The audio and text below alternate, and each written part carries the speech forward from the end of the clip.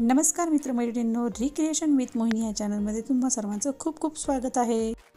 वर फोटोमध्ये जी फुलं दिसत आहेत ती हॉलीहॉक फ्लॉवर या नावाने ओळखली जातात। यांचं बोटॅनिकल नाव अल्सिया रोझिया असे असून ते माल्वेसी या कुटुंब प्रकारामध्ये मोडतात।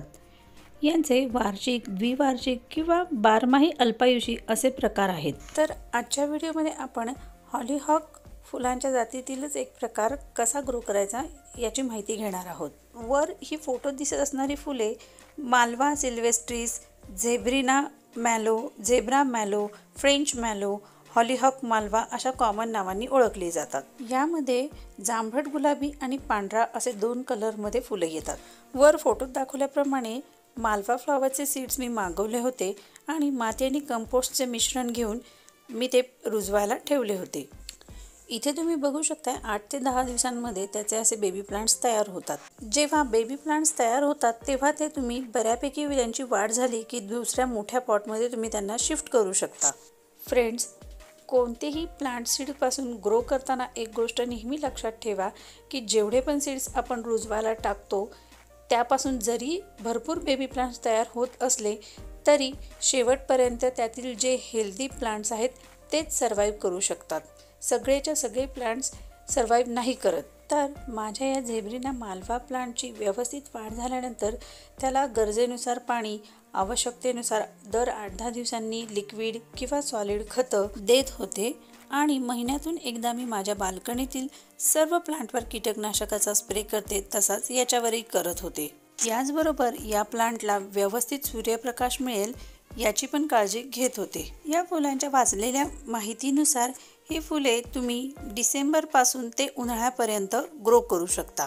कॉमन मॅलो, चीज मॅलो, टॉल मॅलो अशा अनेक नावांनी ओळखली जाणारी ही वनस्पती वनौषधी म्हणून देखील ओळखली जाते। फ्रेंड्स, व्यवस्थित काळजी घेतल्यानंतर काही महिन्यातच या प्लांटवर तुम्हाला अशा छोट्या छोट्या कळ्या दिसू लागतात।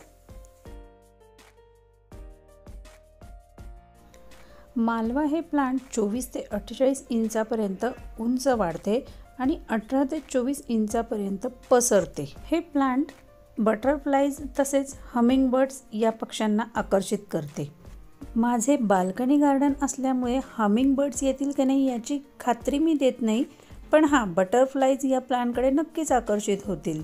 हे प्लांट उन्हाळ्यात आपण ग्रो करत असल्यामुळे कडक उन्हामुळे याची माती तुम्हाला लवकर सुकलेली दिसली तर तुम्ही पाणी घालायला हरकत नाही, पण ओव्हर वॉटरिंग ही करू नका, कारण जर कुठल्याही प्लांटला ओव्हर वॉटरिंग झाले तर त्या झाडाची मुळे कुजतात आणि परिणामी आपले झाड दगावते।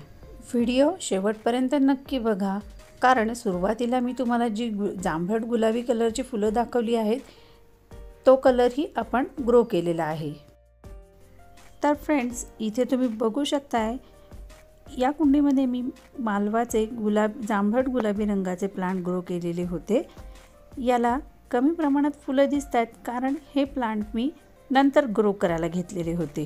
इथे माझी एक चूक झाली होती, पांढरा मालवा जो होता त्याचे पिंचिंग मी केले नव्हते, त्यामुळे ते अगदी सरळ सरळ उंच वाढत गेले। आता या जांभट गुलाबी रंगाच्या मालवा प्लांटचे मी पिंचिंग करेल, म्हणजेच त्याचे शेंडे खुडेल, म्हणजे आजूबाजूनी त्याच्या अजून फांद्या वाढून त्याला भरपूर प्रमाणात फुले येतील। या फुलांचे नीट निरीक्षण करून पाहिले असता तुम्हाला जाणवेल की या फुलांवर डार्क गुलाबी रंगाचे पट्टे आहेत।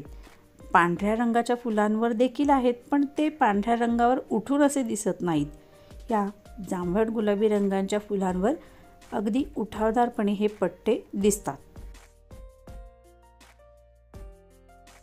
मित्रमैत्रिणींनो, आत्तापर्यंत व्हिडिओमध्ये मी सीडपासून माल्वा प्लांट हे कसे ग्रो करायचे, त्याची कशी काळजी घ्यायची, कशा प्रकारे घ्यायची, किती पाणी खत कसे द्यायचे हे सांगितले। या प्लांटवर भरपूर फुले येण्यासाठी काय करावे हे पण सांगितले। आता व्हिडिओच्या शेवटी या प्लांटवर आलेल्या फुलांपासून त्याचे बी कसे तयार होते आणि ते कसे कलेक्ट करायचे हे दाखवले आहे, तर व्हिडिओ शेवटपर्यंत नक्की बघा। हे पहा, फूल सुकल्यानंतर तिथे हिरवट रंगाचे आधी सीडपॉड तयार होते आणि पूर्णपणे वाळल्यानंतर ते असे पिवळट तपकिरी रंगाचे दिसू लागते। आपल्याला सीड्स कलेक्ट करण्यासाठी पूर्ण तपकिरी पिवळट रंगाचे जे सीडपॉड आहेत तेच तोडून घ्यायचे आहेत। हिरवे सीड पॉड जर तुम्ही तोडले तर त्यातील सीड्स म्हणजे त्यातील बीज हे मॅच्युअर्ड झालेले नसणार, पण यदाकदाचित तुमच्याकडून जर ते चुकून तोडले गेले असतील तर तुम्ही ते 2-4 दिवस असेच बाजूला ठेवून सुकवून मॅच्युअर्ड होण्याची वाट बघू शकता।